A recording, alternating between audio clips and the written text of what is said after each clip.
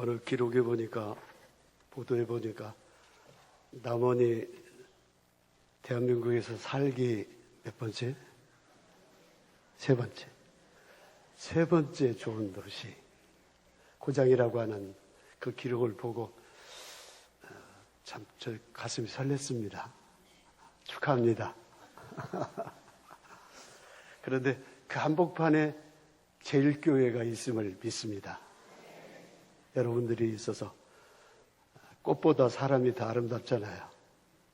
신앙인들. 120년 전에 남원의 뿌리 교회. 여러분, 제1이라고 하는 표현은 조금은 좀 세속적이지만 뿌리 교회라고 하는 의식, 이게 너무나도 소중한 가치입니다. 가치. 우리 이런 좋은 교회를 이렇게 세우시고 그 일원이 되게 하신 우리 하나님 아버지께 감사의 박수로 영광을 돌리십니다.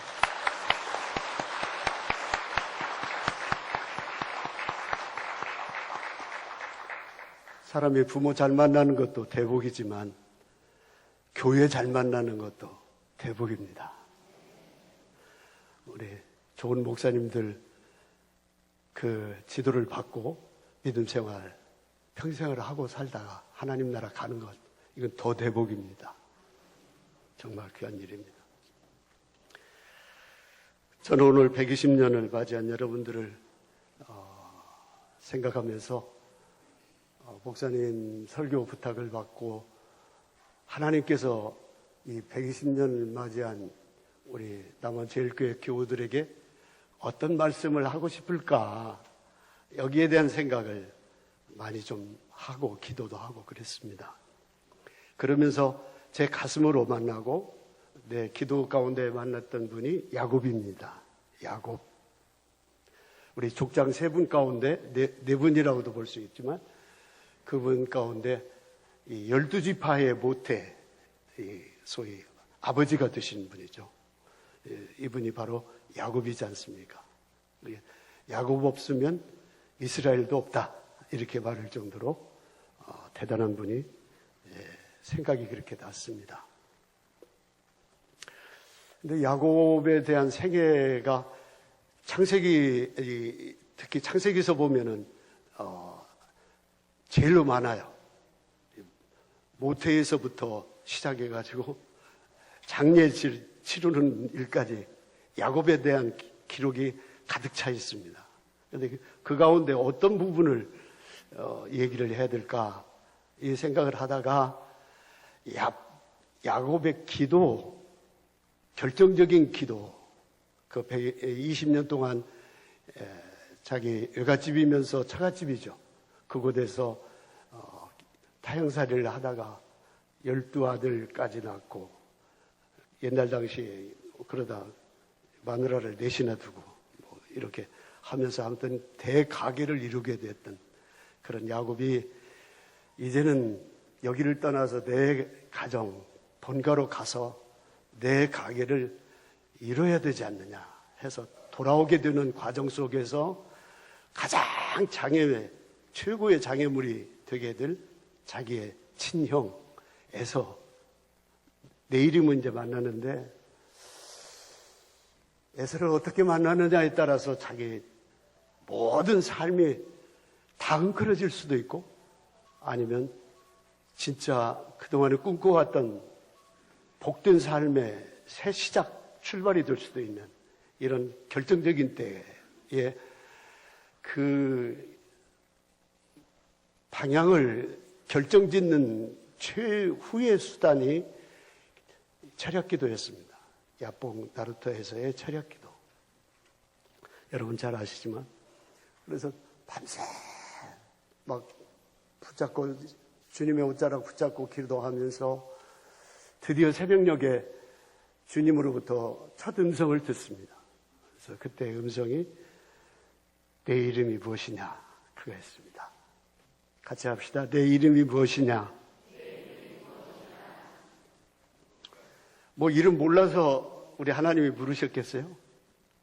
상상도 못할 일이죠. 다 아시죠? 당신이 이 세상에 보내신 주인 아니십니까? 그런데 그동안에 야곱은 야곱으로 살아왔어요.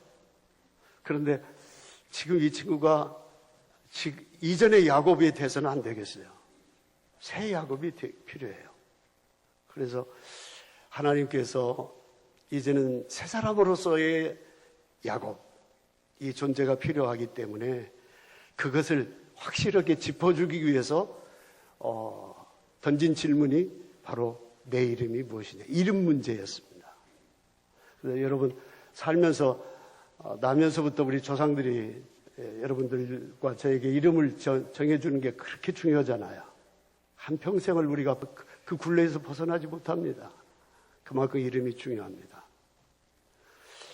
야곱입니다. 그럴 때 하나님께서 본 마음을 드러내시는 것이 이제 더 이상 내 이름을 야곱이라고 하지 마라.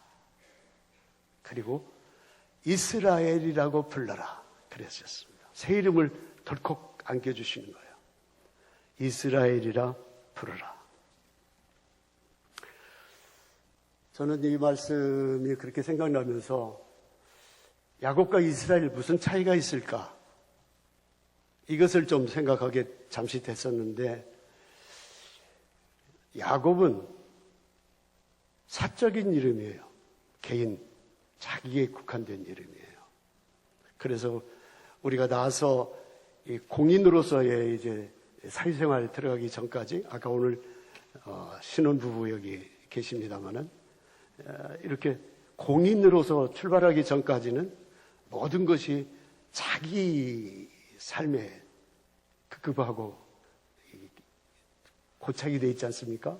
그래서 그것 때문에 씨름합니다.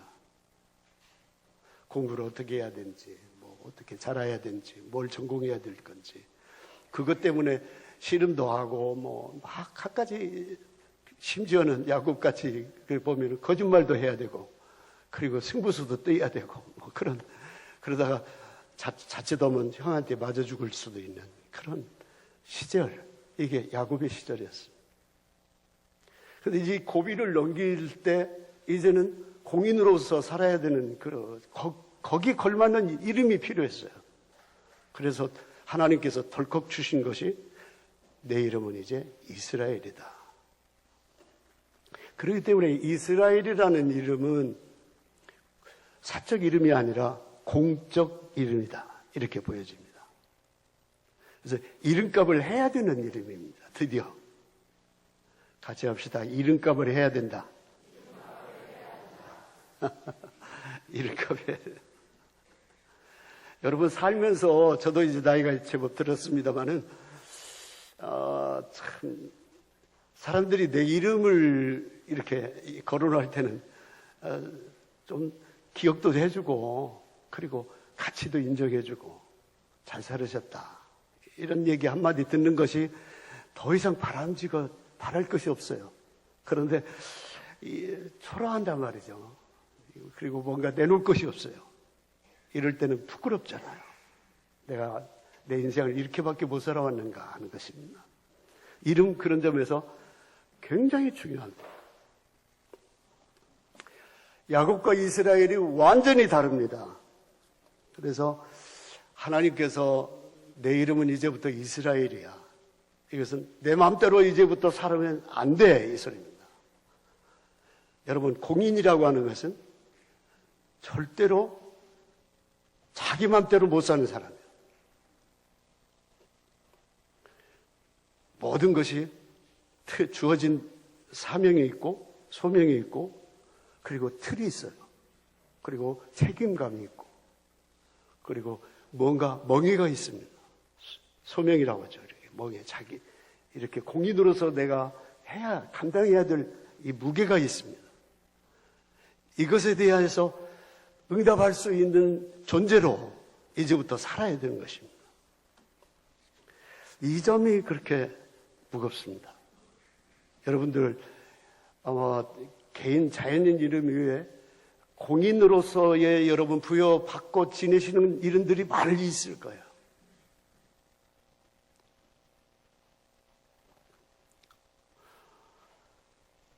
교회들도 제가 요즘에 이렇게 좀 보니까요. 두 가지 스타일 교회가 있는데 야곱형 교회가 있습니다. 그리고 또 하나는 이스라엘형 교회가 있습니다. 야곱형 교회나 이스라엘형 교회는 누구는 하나님의 교회고 누구는 하나님 교회 아니다? 아닙니다. 이건 둘 다 예를 들어서 집안에서 어린 자식이라고 해서 부모 자식 아닙니까? 더 귀한 자식이죠. 어른 역할을 하고 있는 성인이 됐다고 해서 그 자식만 자식입니까? 아닙니다. 그러니까 야곱도 이스라엘도 다 귀한 자식입니다. 그렇지만 모습을 보면 다릅니다. 이 야곱형 교회는 생존하기 급급한 교회들이에요. 그리고 자립하고 살아가기 바쁜, 어떻게 보면 일용할 양식이 급급한, 오늘 무엇을 먹을까, 무엇을 마실까, 무엇을 입을까 염려하지 말라고 하는 그 단계가 있었잖아요. 거기에 머무르는 그 단계의 교회, 이 야곱형 교회, 우리 주변에 많이 있죠. 그때 제가 볼 때는 한국 교회가 한 80% 이상이 그런 스타일의 교회가 아닐까, 아직도 그렇게 생각합니다. 우리가 할 일이 많은 거죠. 그런가 하면 이스라엘형 교회가 있습니다. 이 교회는 책임성을 가진 교회입니다. 그리고 이제는 이웃과 뭔가 같은 교회지만 야곱형 교회를 끌어안고 돌봐야 될 교회. 그리고 더 나아가서는 이웃도 돌아봐야 돼. 안 믿는 이웃도 돌아봐야 되고, 사회도 같이 살고 있는 도시, 우리 사회도 돌아봐야 되고, 심지어는 나라도 돌아봐야 되고, 그리고 더 크게는 민족도 돌아봐야 되고, 더 나아가서는 세계도 돌아봐야 돼요. 이게 이스라엘형 교회입니다. 여러분 오늘 120주년 맞이한 남원제일교회 어떤 형 교회일까요? 이스라엘형 교회, 저는 믿습니다. 확실합니다. 그런 의미에서 축하드립니다. 그만큼 뭐가 크다고요? 책임이 크다는 거예요. 사명이 크다는 거예요. 그리고 덩치가 커졌다는 거예요.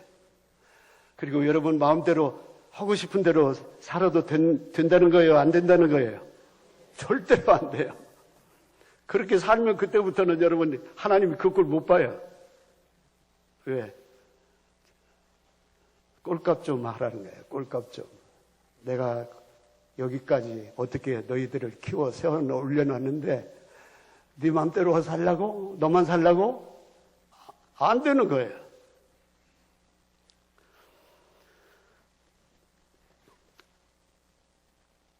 성경에 보니까 우리 하나님께서도 세 가지 이름을 가지고 계시잖아요. 삼위일체 하나님. 성부, 성자, 성령. 삼위일체 하나님. 우리가 막연하게 하나님이라고만 부를 때의 느낌하고 성부로서의 아버지 하나님, 성자로서의 아들이신 하나님, 성령으로 보혜사로서의 하나님, 구체적으로 그 하나님을 생각하고 찾고 접근하고 나가면 정말 벅차요. 그리고 놀라워요. 그리고 그 하나님이 나하고 내 삶과 이렇게 얽혀 있고 함께 하시고 있고 나를 돌보시고, 아까 은혜스러운 찬송 우리 목사님이 해주셨는데 너무 감동받았는데요. 아무튼 그런 하나님을 만날 수 있어요. 하나님도 이름을 가지고 계시다. 세 가지. 그래서 저는 여러분 생각하면서 오늘 이제 남은 시간 세 가지, 여러분 우리 남원제일교회에도 이스라엘형 교회가 이미 된 여러분 교회에도 이런 멍에가 있다. 이런 정체성, 새로 하나님이 부여해 주신 내 마음대로 살면 안 돼. 이것 반드시 이루어서 책임 있는 교회, 그리고 자랑스러운 교회, 그리고 앞으로 역사에 남을 그 교회 이루어야 돼. 이 세 가지 것이 있어서 이것을 잠시 여러분에게 증거하고 제가 내려가려고 합니다. 첫째는 이런 이름입니다. 나는 아브라함의 자손이다. 같이 합시다. 시작. 나는 아브라함의 자손이다. 오늘 기도해 주실 때 장로님 아브라함의 자손 아주 뜨겁게 고백을 해 주셨어요. 여러분, 아브라함이 누굽니까? 창세기 12장 1절, 2절, 3절, 4절을 들여다보고 그 후로부터 쭉 볼 수 있지만 그 앞에 있는 특히 2절, 3절 이 구절을 보면 아브라함, 우리의 조상 되신다는 그분이 누군가, 그리고 그분이 하나님으로부터 어떻게 구별받으셨는가, 어떤 복을 받으셨는가, 그리고 그분이 그 복을 복되게 축복하시는 하나님의 것을 아멘하고 받아들이면서 이루어지게 된 틀, 그 축복의 구원의 틀이 어떤 것들인가, 이런 것들을 우리가 확인할 수 있어요. 2절은 그런 말씀이죠. 내가 너에게 복을 주어서 모든 만민의 복의 뿌리가 되게 하겠다. 뿌리, 근원이 되게 하겠다는 거예요. 이 복은 아무나 받을 수 있는 게 아니죠. 꼭 표본이 있고 모델이 있어야 됩니다. 우리 조상들이 여럿이 있을 수 없듯이 유일하게 아브라함을 하나님께서 딱 보고 찍으셨어요. 그래서 내가 주는 복을 너한테 주겠어. 받아. 그것이죠. 그러려고 하면 이때부터 이 복이 자기 것으로서 계속 평생을 누리고 영원히 누리려고 하면은 이것이 하나 딱 걸려져야 됩니다. 그게 바로 하나님 사랑입니다. 복을 주시는 그분을 사랑해야 돼요. 다 같이 합시다. 하나님 사랑. 하나님 사랑해야 돼요. 여기서 하나님 사랑이라고 하는 차원의 세계가 시작돼요. 성경에서. 그 다음에 그걸 안 끝나더라고요. 3절에 들어가니까. 그런데 또 하나 있어. 내가 준 복을 이제부터 너와 내 자손도 받을 거야. 그런데 자손까지 이제 확대되기 시작해요. 그런데 그 복을 너와 너의 받은 자손들만 누리려고 하는 복이 되면 안 돼. 이것입니다. 그럼 어떻게 해요? 그 복을 받지 못한, 모르고 지내고 있는 수많은 너희 후손들과 종족들과 더 나아가서는 모든 세계의 모든 종족들, 그들에게도 주어야 돼. 보여줘야 되고 알려줘야 되고 맛보게 해야 돼. 그거 하겠느냐는 것입니다.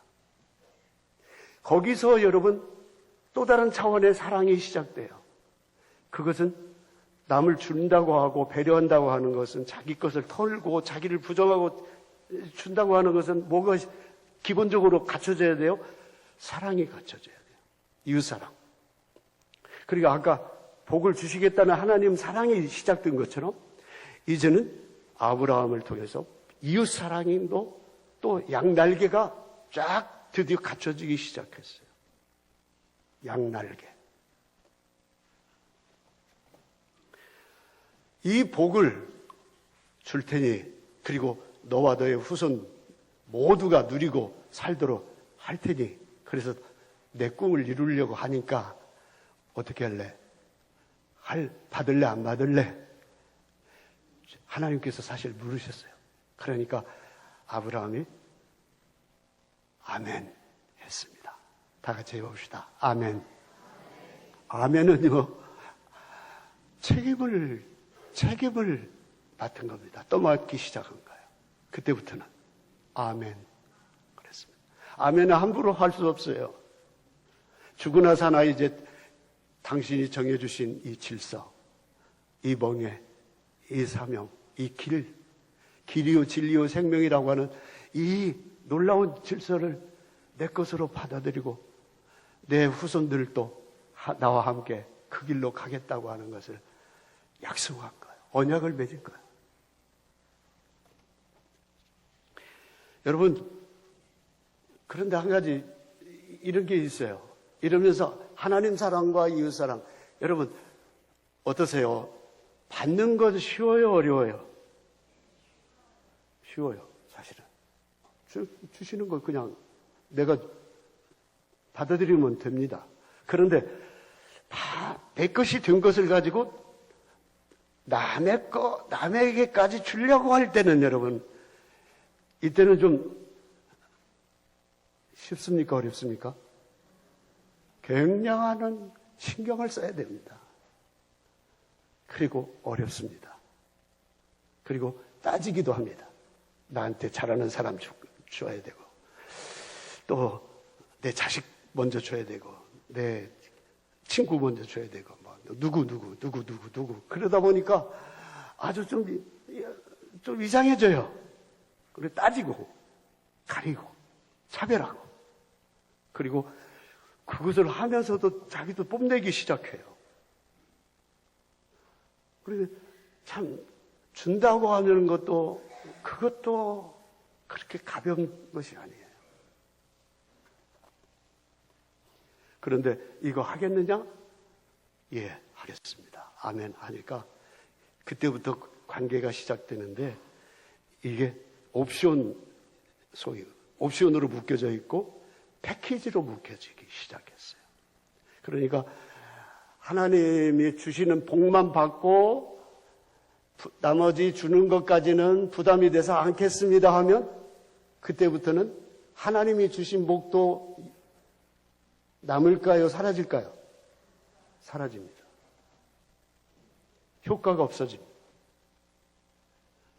반드시 받은 것을 주겠다고 하는 것까지 같이 가져야 하나님이 주신 것도 살아나고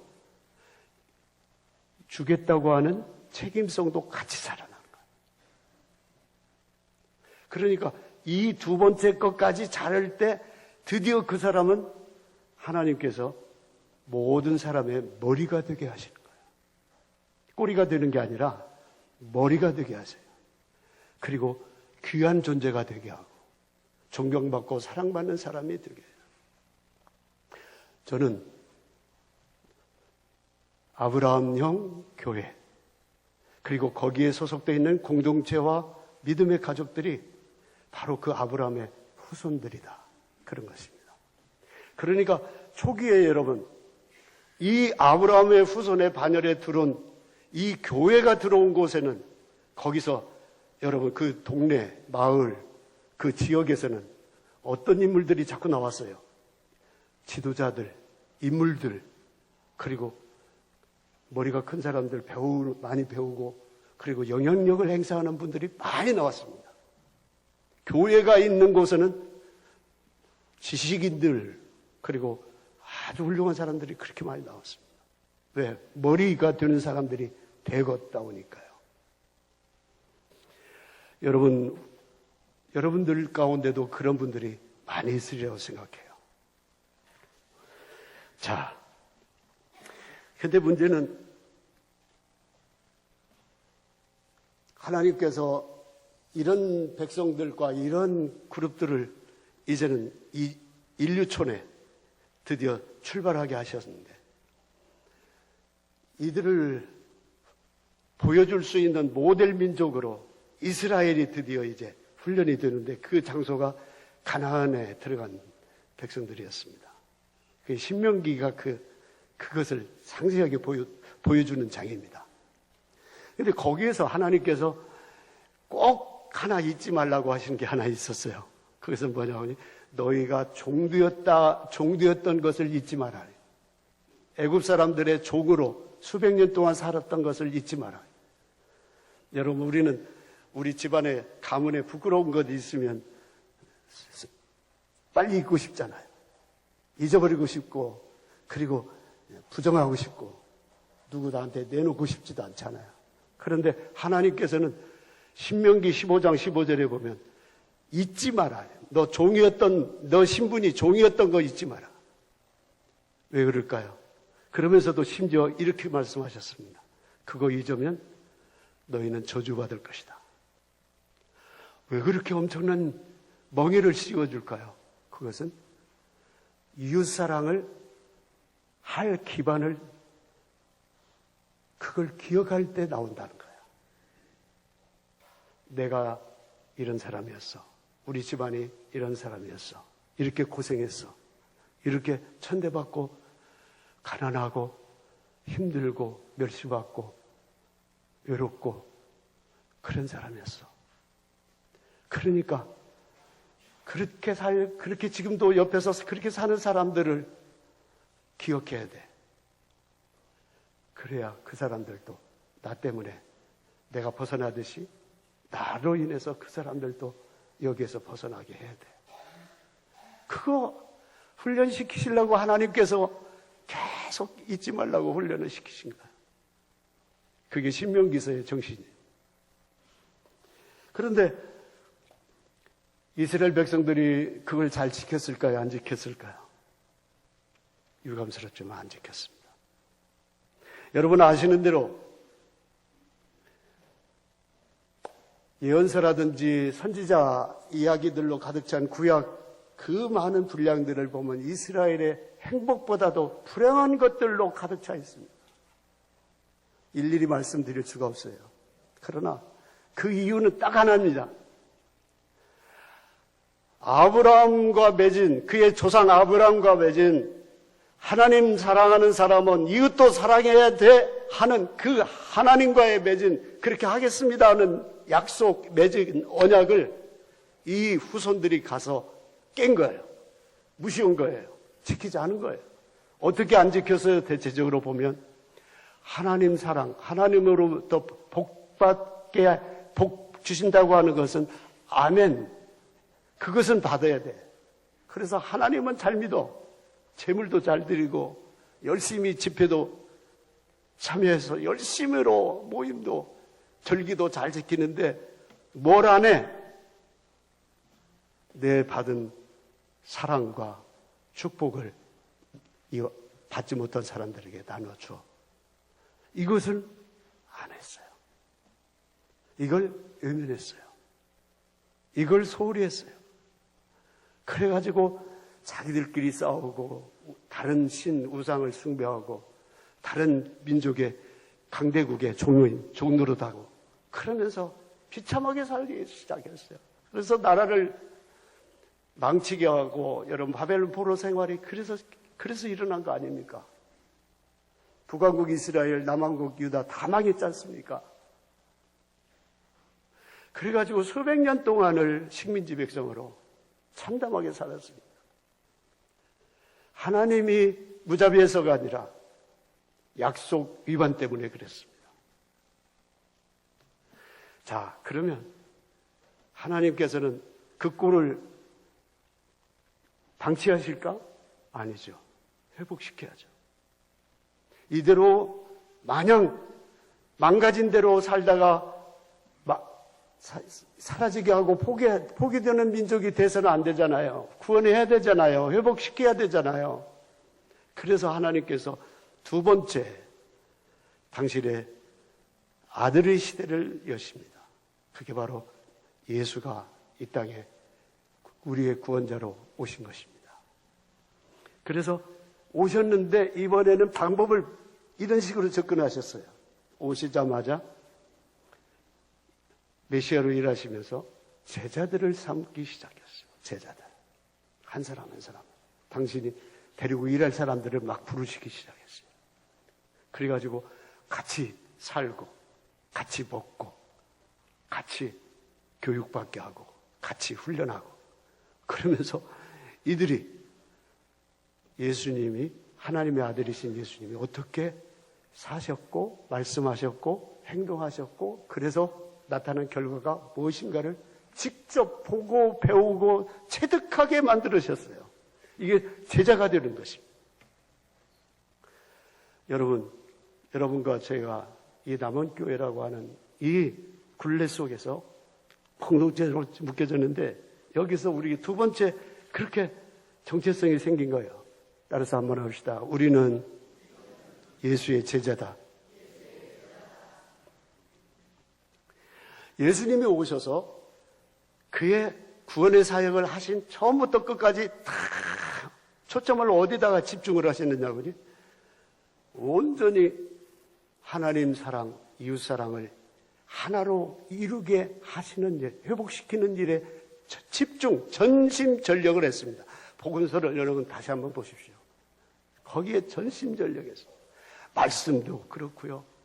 행동도 그러셨고요. 그리고 훈련도 그렇게 하셨고요.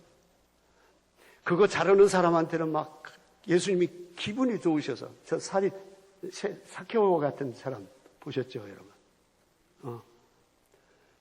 그런 사람한테는 이웃사랑, 이제는 내 것을 다 내놓고 가난한 사람에게 다 주고 자기 재산 4배나 반절 나눠주고 4배나 토색한 것 갖겠습니다 할 때 예수님께서 너도 아브라함의 뭐라고요? 후손이라구나. 어떤 젊은이가 와서 무엇을 하여야 영생을 얻겠습니까? 물었습니다. 그럴 때 뭐라고 대답하셨어요? 모세의 십계명에 뭐라고 했느냐? 그러면서 첫 번째는 하나님 사랑, 두 번째는 이웃 사랑. 이 두 가지를 하는 사람들에게 하나님의 영생, 구원이 있다고 확인도 계속 해주셨습니다. 하여튼 예수님은 일관되게 그 회복을 위해서 전념을 다하셨습니다. 그렇게 살지 못한, 힘이 없어서 못한 사람들에게는 찾아가서 친구가 되고 이웃이 되고 벗이 되고 같이 식사도 나누고 그러면서 그들을 격려하시면서 하나님의 백성의 본래의 모습으로 회복되도록 아브라함의 참 자손이 될 수 있도록 그렇게 애를 쓰셨습니다. 그러면서 가진 것을 고집하고 자기만을 생각하는 부자들을 향해서는 심판을 선고하셨고, 아까도 말씀드린 대로 가진 걸 가지고 나누고 어려운 이웃들을 품기 시작한 사람에게는 아브라함의 자손이라고 구원을 축복하셨고, 선한 이 사마리아 사람 이야기 있잖아요. 사마리아 사람은 상대도 안 냈던 이 핏줄 다른 그런 이방인들이라고 하잖아요. 그들 가운데 강도 만나서 죽게 된 사람 보고 자기 호주머니를 털으면서 선행을 하는 사람을 보고는 선한 사람, 착한 사람이다. 우리 예수님께서 축복하셨습니다. 여러분, 그러면서도 우리가 좀 덜컹하고 긴장해야 될 것 중에 하나는 좋은 일을 할 수 있고 선한 일을 할 수 있고 나눠줄 수도 있는 힘을 가지고 있으면서도 외면하고 무시하고 그리고 자기 것을 고집하면서 욕심만 탐욕으로만 살려고 하는 사람들에게는 심판이 있을 거다. 멸망이 있을 거다고 우리 예수님께서 단호하게 경고까지 하셨습니다. 여러분, 예수님의 복음, 예수님의 사랑은 질서가 있었습니다. 딱 정확하게요. 뭘 보냐고 하니 하나님 사랑도 막연하게 하나님 사랑이 아니고 이웃 사랑도 막연하게 이웃 사랑이 아니었어요. 하나님 사랑에는 어디까지 하나님 사랑을 하라고 했죠? 내 마음을 다하고 성품을 다하고 의지로 사랑하는, 의지를 다하고 힘을 다하고 나중에는 목숨까지 다해서 하나님 사랑해야 되나. 여러분, 우리 하나님 사랑은 이러저러 따질 게 아닙니다. 조건이 걸리면 안 돼요. 왜냐하니 하나님은 우리의 모든 주인이시니까. 하나님 때문에 여러분과 내가 여기까지 다 모든 것을 받아서 누리고 살잖아요. 하나님에게는 왜가 없습니다. 못합니다가 없습니다. 무조건입니다. 절대적인 사랑을 드려야 됩니다. 하나님께 절대적인 사랑. 그게 가이드라인이에요. 이 기준선이 하나님 사랑에는 무조건이어야 돼요. 그런데 아까 문제가 되는 이웃사랑, 거기도 예수님께서 오셔서 이것까지 해야 된다. 선을 주셨잖아요. 어디까지 사랑하라고 했죠? 기억나십니까? 같이 합시다. 원수까지 사랑해야 된다. 어디까지요? 원수까지. 어떤 양반은 원수하면 자기 남편을 원수라고 하죠. 그리고 속썩이는 자식들이 또 원수라고 되잖아요. 물론 그런 식의 원수도 있겠지만 그냥 살다 보면 원수들이 자꾸 생기죠. 저 인간만 없으면 내가 좀 이렇게 고생하면서 안 살을 텐데 하는 그 원수들이 있어요. 그런데 우리 예수님께서는 왜 그걸 문제 삼아서 이렇게 그 원수까지도 사랑해야 돼. 사랑으로 이겨야 돼. 다 같이 합시다. 사랑으로 이겨야 된다. 그걸 제시하신 거예요. 가이드라인으로. 그러니까 원수까지 사랑할 수 있는 사람은 사랑 못할 것이 있다 없다? 없는 거죠. 오직 사랑으로 모든 것을 할 수 있는 사람. 참 하나님의 사랑은 하나님이시다. 하나님은 사랑이시다고 하는 것을 맛보고 증인으로 살 수 있게 돼요. 그때부터. 손영환 목사님처럼.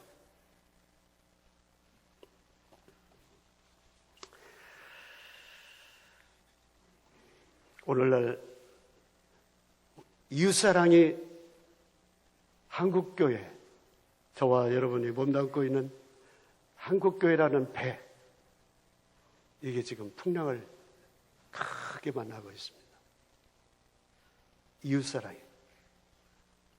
이웃사랑이 실패한 거예요. 완전히 자기한테 맞는 사람, 자기 좋아하는 사람, 패거리, 그저 거래가 가능한 사람, 뜻이 맞는 사람, 거기 선을 우리가 못 넘고 있는 거예요. 교회가, 성도가. 그러니까 우리한테는 교회가, 신자가 힘이 없어졌어요. 사랑의 힘이 나와야 하는데 그게 없어졌어요. 십자가의 힘은 원수를 넘어가는 거죠. 믿습니까? 십자가의 힘은 원수를 넘어가는 그 힘이 나오는 거예요. 어떤 것도 그 앞에서 아무것도 아니에요. 그런데 그 힘을 우리는 지금 잃었어요. 예수님께서 원수 사랑을 하고 할 때 당신의 원수를 이렇게 보여줄 대상이 여의치 않아요. 그런데 딱 예수께서 모델로 찾으신 것이 사마리아 사람들. 그때 동족들이 다 사마리아 사람들 상대했어요, 안 했어요? 히브리 사람들 상대 안 했습니다. 저 사마리아는. 그런데 예수님은 요한복음 4장에 보면 한 장에 다 사마리아 사람을 예수께서 어떻게 상대하셨는지 자세하게 나오잖아요. 그들을 더 찾아가시고 그리고 그들과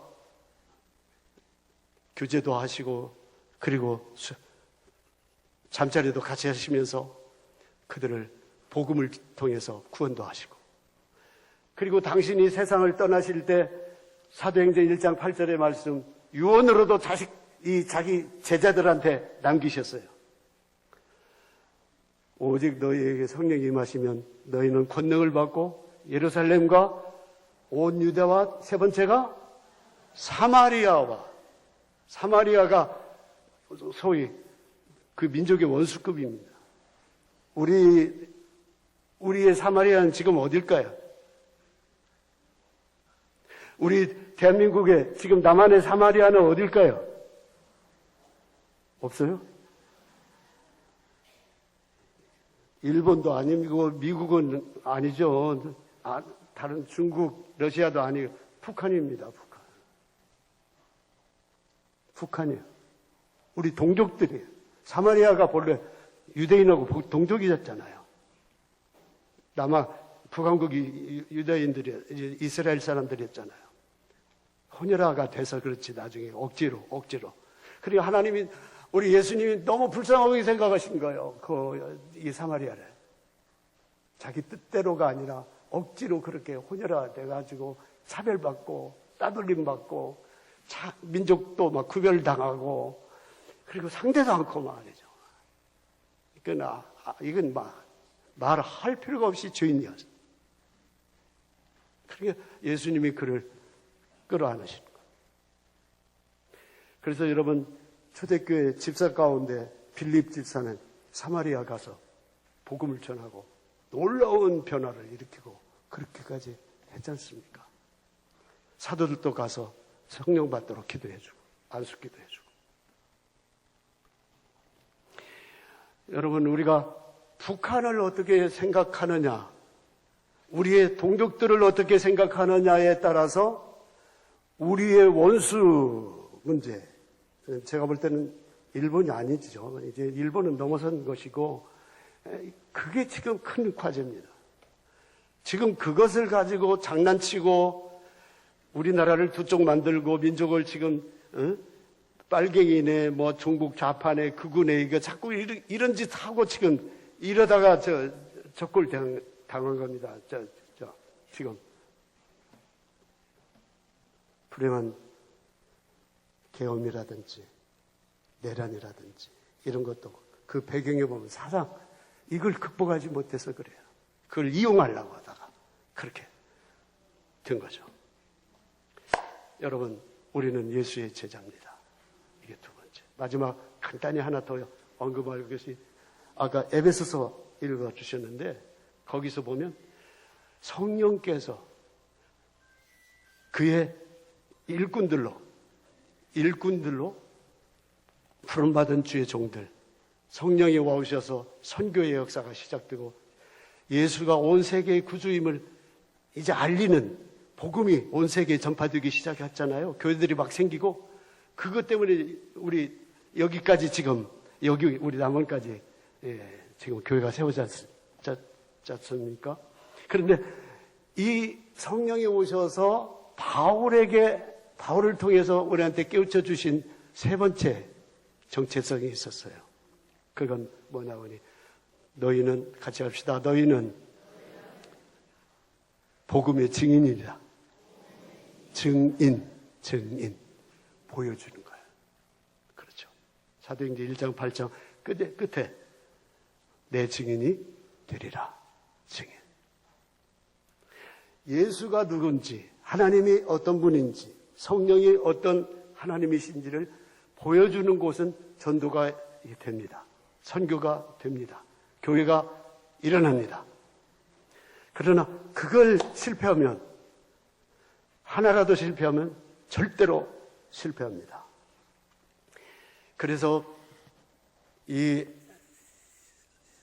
에베소서에서 마지막에서 주신 말씀인데 바울은 세계 곳곳에 다니면서 서로 다른 사람들을 어떻게 예수의 십자가 사랑으로 하나로 묶을까 하다가 일치다가 발견한 것이 뭐냐고 하니 예수님은 모퉁이 머릿돌 예수시구나. 그걸 찾은 것입니다. 모퉁이돌 예수. 시작. 모퉁이돌 예수. 모퉁이돌은 이 머릿돌 같이 이렇게 한쪽에 자리 잡은 그 일부의 역할을 하는 게 아닙니다. 제가 가서 보니까요, 그리스에 가서 보니까 모퉁이돌이 어떤 돌이냐면 이 아치 있잖아요, 아치. 이렇게 양쪽에서 점점 쌓아져서 죄송합니다. 한 길을 낼 때 이어지는 거죠. 이어지를 낼 때 마지막에 완성시키는 거 있잖아요. 여기 이 지점 꽉 들어차는 거. 이게 들어가야 서로 다른 것들이 하나가 되는 거예요. 이게 바로 모퉁이돌이더라고요. 머릿돌. 그러니까 이 머릿돌이 누구냐? 이게 예수더라. 그래서 이 예수하고만 연결되면 아무리 다른 사람이라도 아무리 별별 사람이라도 다 하나가 될 수 있더라. 서로 사랑할 수 있더라. 십자가에서 그걸 발견했습니다. 그래서 모퉁이 머릿돌 예수를 바울이 그렇게 가는 데마다 전했습니다. 그 예수를 받은 사람들은 어떤 기적이 일어나자 보니 동과 서가 만나요. 영남과 호남이 만나요. 가난과 부자가 하나가 돼요. 문제. 무식한 사람과 유식한 사람이 하나가 될 수 있어요. 남자와 여자가 차별 없이 하나가 될 수 있어요. 검은 것과 흰 것도 하나가 될 수 있어요. 이게 기적이잖아요. 모퉁이 머릿돌 누가? 예수가. 그것을 위해서 내 교회를 세우리니, 내 교회, 예수의 교회, 모퉁이돌 교회 세우겠다. 지금 여기 모이신 여러분들 모두가 다 다르잖아요. 얼굴, 모양, 출신, 모든 게 다. 하나님이 어떻게 그렇게 참 놀라우신 분이에요. 난 신비, 다 다른 것의 신비를 느껴요. 그렇지만 놀라우게 하나님께서 예수라는 그분을 보내셔서 그분 안에서 모두가 다 다른데도 불구하고 완전히 하나 되게 하십니다. 어제 여러분 그 멋진 하나됨의 모습을 저기 회관에서 얼마나 여러분들이 장엄하게 보여주셨는지, 저는 정말 어제 너무 감동받고 큰 은혜 받았습니다. 여러분 이제 시작입니다. 세 가지 잊지 맙시다. 나는 아브라함의 후손, 나는 예수님의 제자, 나는 모퉁이 머릿돌의 증인이다. 그걸 보여주죠. 그래서 여러분 때문에 가시는 곳마다 여러분 때문에 갈라진 것이 하나가 되고, 그리고 모두가 서로 사랑하게 되고, 그리고 넘어가지 못하는 것이 없는 형통의 능력자가 되시기를. 그래서 여러분들 큰 사람으로 앞으로 놀라운 일들을 크게 감당해 가시는 여러분 되시기를 예수의 이름으로 축원합니다. 기도합시다. 아버지 하나님, 고맙습니다.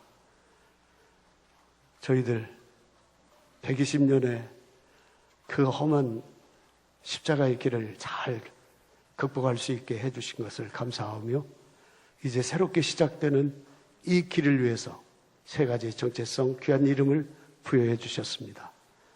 승리하게 하여 주옵소서. 예수의 이름으로 기도합니다. 아멘.